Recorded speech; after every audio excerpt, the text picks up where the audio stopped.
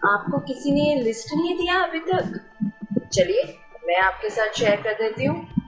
Bridal ट्रूजो में कौन सी साड़ीज होनी चाहिए उसका list. Hello beauties, welcome to fashion decoder again. आज मैं आपके साथ शेयर करने वाली हूँ ब्राइडल ट्रूजो में कौन सी साड़ीज होनी चाहिए और इससे आप अपना पूरा ब्राइडल ट्रूजो का एक पूरा लुक चेंज कर सकते हैं। ये अगली साड़ी मेरी फेवरेट है। राजाओं की साड़ी, रॉयल्स की साड़ी, टेपेस्ट्री साड़ी भी कही जाती है, पैठनी साड़ी। जी, शहतूत सिल्क से बुनी जाती है। महाराष्ट्र की सबसे रिचेस्ट या कहे तो सबसे फेमस साड़ी है वो पैठनी साड़ी है। पैठनी साड़ी के पल्लू और बॉर्डर में जो खासियत होती है वो ये होती है कि उसमें जो मोटिव्स यूज होते हैं वो पीकॉक, लोटस, आम इस तरह के मोटिव्स यूज होते हैं। अजंता इलोरा की जो गुफाएं हैं उसमें जो ड्राइंग्स किए गए हैं उनका इंस्पिरेशन लिया जाता है। बुनकर जर और शहतूत सिल्क को मिला के टेपेस्ट्री टेक्निक से ये साड़ियां बुनते हैं, जहाँ पे वार्प और वेफ्ट हैंडलूम से बुनी जाती है। बहुत डिफिकल्ट बुनाई होती है और ये जो टेक्निक है वो आज भी काफी सारे कारीगर जिंदा रखने की कोशिश करते हैं, जिस वजह से काफी महंगी भी होती है। कांचीपुरम साड़ी सदियों पहले मंदिरों में सिर्फ भगवान को पहनाने के लिए ही बनाई जाती थी, जबकि अब हम सब पहनते हैं और ब्राइड्स तो जरूर पहनती है। कांचीपुरम साड़ीज मलबरी सिल्क से बनती है। बहुत ही वाइब्रेंट कलर्स होते हैं उसमें और बेस कलर और कॉन्ट्रास्टिंग होता है बॉर्डर और पल्लू के कलर्स में। उसकी बुनाई होती है गोल्ड रियल जर से होती है और उसको भी पहचानने के लिए आप फेक या ओरिजिनल कैसे है उसकी एक बहुत छोटी सी पहचान है।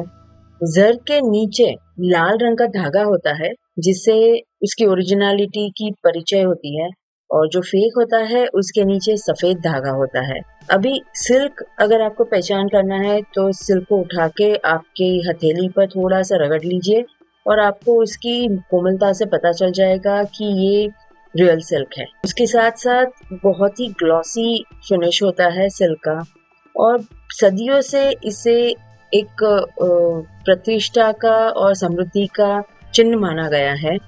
साउथ में ये साड़ीज एक गहने के जैसे मानी जाती हैं। वैसे देखें तो इसके दो नाम कई लोग इस्तेमाल करते हैं, कांजीवरम और कांचीपुरम, पर इसका सही नाम है कांचीपुरम क्योंकि ये तमिलनाडु के वो एक जगह कांचीपुरम करके जगह है वहीं पे बनाई जाती है।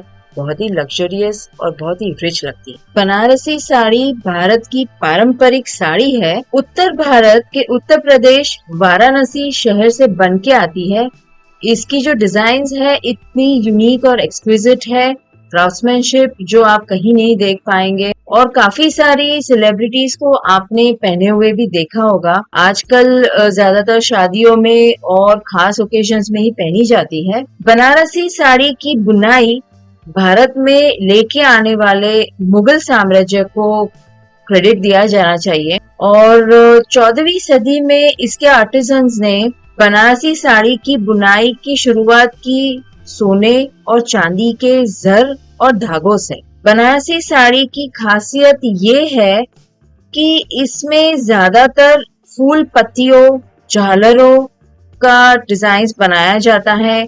एज पे जो बॉर्डर होती है उस पे अच्छी खूबसूरत कलगी, बेल ऐसी डिजाइन्स बनाई जाती हैं। इसकी जो वीविंग होती है उसको एक नाम दिया गया है कदुआ, जो बहुत ही टाइम कंज्यूमिंग और बहुत ही इंटीग्रेट वीविंग बनाई जाती है और बनारसी साड़ी इसी वीव से बुनी जाती है। माना जाता है कि बांधनी की उत्पत्ति 6वीं शताब्दी में गुजरात राज्य में हुई है। बंधना या संस्कृत शब्द में कहा जाता है बंधन, कपड़े को बांध के एक ऐसी खूबसूरत डिजाइन, पैटर्न और क्राफ्ट्समैनशिप क्रिएट की जाती है जिसमें रंगों का इतना अच्छा खेल खेला जाता है कि अलग अलग तरीके से अलग अलग लेयर्स में उनको डाई किया जाता है और जब बंधन खुलते हैं तो इतनी खूबसूरत डिजाइन्स बन के बाहर आती है बांधनी का कहा जाता है कि ये जो टेक्निक है वो फारसी ट्रेडर्स सिल्क रूट के दौरान भारत में लाए हुए थे। और बांधनी जिन तरह के कपड़ों पे बनी जाती है वो लूज बुनाई किया गया सिल्क होता है, जिसे जॉर्जेट भी कहा जाता है, या तो फिर कॉटन जिसे उस जमाने में मलमल कहा जाता था, उन पे ज्यादातर बनाई जाती थी। इस तरह की डिजाइन्स बांधनी में बनाई जाती है जहाँ पे फूल पत्तियों के पैटर्न है या पीकॉक का पैटर्न है, उस तरह का बनाया जाता था। ज्यादातर कलर या रंग कहते हैं वो इस्तेमाल होते हैं लाल, पीले, हरे, जामुनी, नीला, काला भी यूज होता है।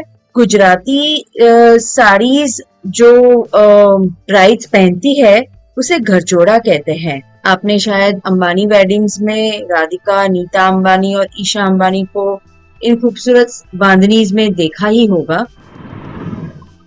मेरी आपसे एक छोटी सी दरख्वास्त है। मैंने अपने लिए एक टारगेट रखा है, 1000 लाइक्स और 500 कमेंट्स। और बड़ा नहीं है, अगर आपका सहकार मिला तो ज़रूर हो जाएगा। प्लीज़ मुझे जितनी हो सके उतनी कमेंट्स कीजिए और जितना हो सके उतना लाइक्स दीजिए। मैसूर सिल्क को शहतूत सिल्क या मलबेरी सिल्क के नाम से भी जाना जाता है। इसकी ऑथेंटिसिटी पहचानना काफी आसान है। ये काफी ब्राइट कलर्स में बनाई जाती है और इसकी जो शाइन या लस्टर कहते हैं वो किसी और सिल्क साड़ीज में आपको देखने को नहीं मिलेगा। काफी सिंपल दिखती है पर बहुत एलिगेंट होती है, वही उसका कैरेक्टर है। और इसकी ऑथेंटिसिटी और कलर कंसिस्टेंसी जो होती है उसकी वजह से इसे पहचानना काफी आसान हो जाता है। गोल्ड की जर से इसकी बॉर्डर्स बनाई जाती है और इसकी जो एक पहचान है कि दशकों तक पहनने के बाद भी इसमें से रंग भी नहीं डल होते हैं और इसकी शाइन भी वैसी की वैसी ही रहती है। और एक चीज है, Karnataka silk industry corporation limited के under Mysore silk registered textile है, जिसकी वजह से उसको एक आइडेंटिफिकेशन मिल गया है। प्रोडक्शन हाउस भी उनका मैसूर में सेट किया गया है। इसके जो कलर्स और फैब्रिक का सिलेक्शन में जो ध्यान रखा जाता है वही उसकी मेन हाईलाइट है। और इसके जो कलर्स इस्तेमाल होते हैं ज्यादातर वो गुलाबी है, ब्राउन है, जामुनी है, हरे है, बॉटल ग्रीन जिसे कहते हैं हम लोग, लाल है, और उस तरह के ब्राइट कलर ज्यादातर यूज होते हैं। कभी कभी इन साड़ियों के बनने के बाद इसके ऊपर एम्ब्रॉयडरीज भी छोटी छोटी बूटी जर से की जाती है जो इसका एक सिग्नेचर लुक देती है।